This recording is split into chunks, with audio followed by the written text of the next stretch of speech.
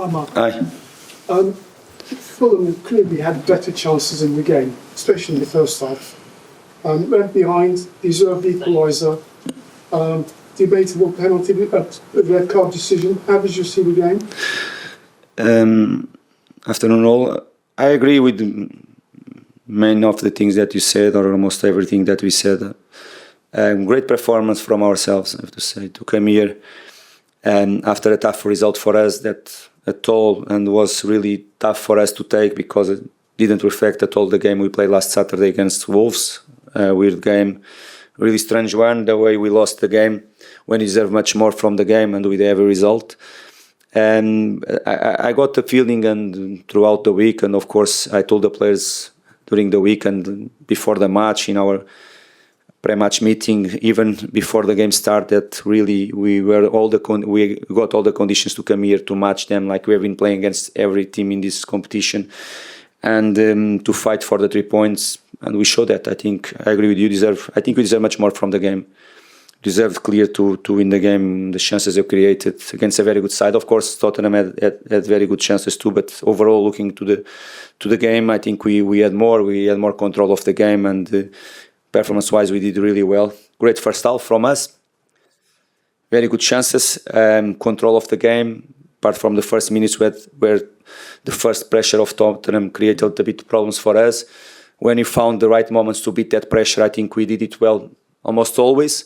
We know how they are strong, how they can press really high. Most of their goals come moments where they press high and the turnovers from themselves. We did control really well the situation, and it's not easy to be on the front foot always against a team like Tottenham when they have Son this afternoon, not Solanke, but Werner, and with Johnson or Kulusevski in that front line, plus always Maddison to provide the right passes for them, and we did it very well first half, even though we started the second half, because the first chances in the game, second half, they were from ourselves. Great chance from Issa, another great chance from Alex Yobi before we conceded the goal.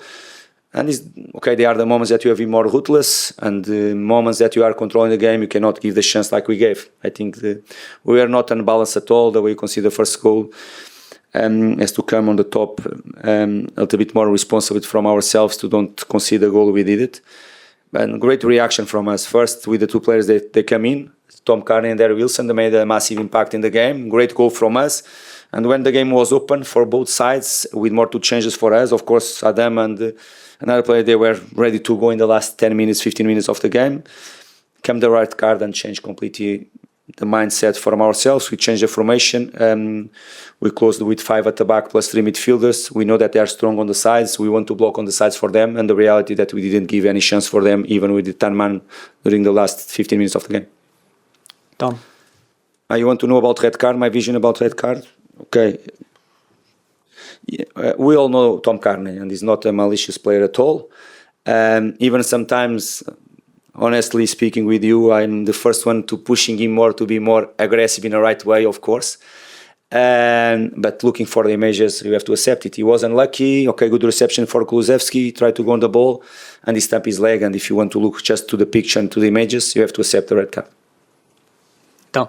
Marco, there was no Andreas Pereira in the squad today. He's given an interview in the last week or so in Portuguese, speaking about how it was unfortunate, in his words, that the move to Marseille broke down in the summer, and he's looking ahead to the January window.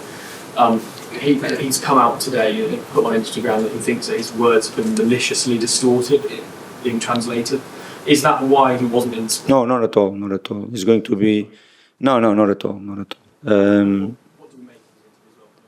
I didn't read the interview. I know some of the topics on the interview. I didn't read the interview because for me to read something from my players, I have to be sure that they did it. This is the first thing. I didn't read all interview as you expect. I know what you are talking about. The thing that I want to tell you that Andreas is going to be back stronger and is going to be with us to help the team like he is being helping every single moment, and being in a good shape and being strong enough mentally and physical point of view. Is going to be the important player that is being since he joined our football club, and nothing related with the interview.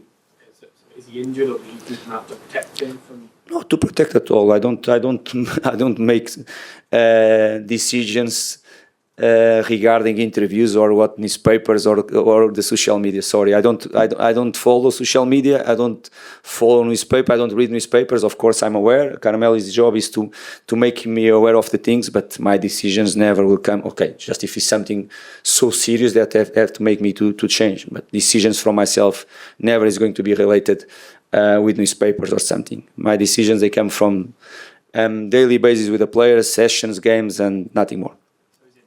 He was not ready to the game. Any further questions? Michael, we have a question here. Yeah. Hi Marco, you were here Thursday. Could you sense it was maybe a good time to play Tottenham? They had a few injuries, and also the players at the end went over to the fans. I can just imagine how painful it would have been if you would have left here without anything. Yes, it's going to be a really painful for us, definitely. And it's being a little bit resuming our season so far is.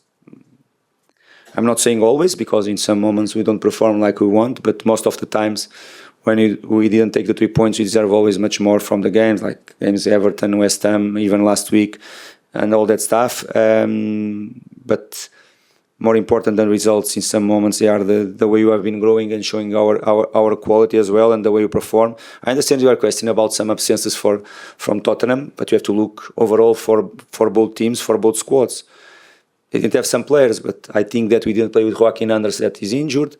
Harrison Reed got a surgery. Andreas Pereira was not here.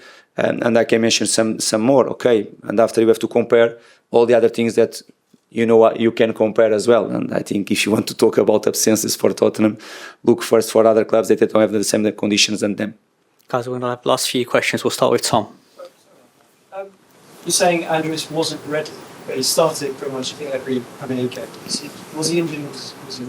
No, it was during the week. It was the technical decision from myself. Question here at the front. Mark, I know you just spoke about Tom's red card, but I guess generally that was a big goal for him. Has a guy you that he's going to now miss, I think, 3 games.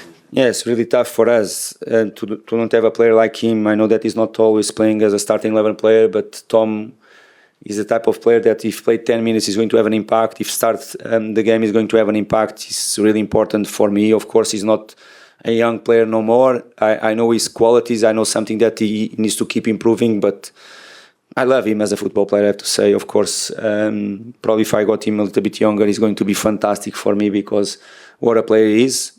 Okay, sometimes to play as a second midfielder is not so easy for him right now, but he cannot play no more further on the pitch as well. We have to have the right moments for him to be on the pitch, and it's going to be a big absence for us. Definitely now that we have Harrison Reed out as well, we have him. Next game, Sasha Lukic is not going to play because he got the 5th yellow card as well. Is what I said before. If you want to look for us, we have a lot of absences as well. Let's hope we can have Andreas ready again next week to go in the way I know he can play as well with all the others around him, because we need everybody in this moment of the season. Guys, we're going to take one last question over there, Mike. Hi. Do you Fulham get enough credit for the football you play?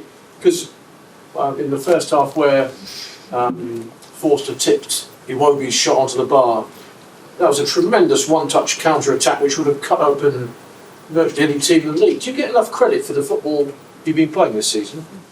You're right about that. It's not me. I don't need to come here to make myself better or my team better than the team is really. It's up to you. You are the guys that you analyze, with all respect, that you analyze the games, that you write about the games, and you speak about the games. I know what we have been doing in this football club, the big transformation in this football club. We are creating and building one identity in this club, step by step, losing every single season players and key players for us, not being able to keep the best players in our football club, because in some moments it's really tough for us. You are able to rebuild again. This season is again a good example. And we are here. We are here to fight, but more than that, to have proud the way you play. And I know that the fans, they are. And this is the main thing for me, and to make these players to grow individual and as collectively a point of view. Thanks, everybody. Thank you. Thank you. Thank you very much.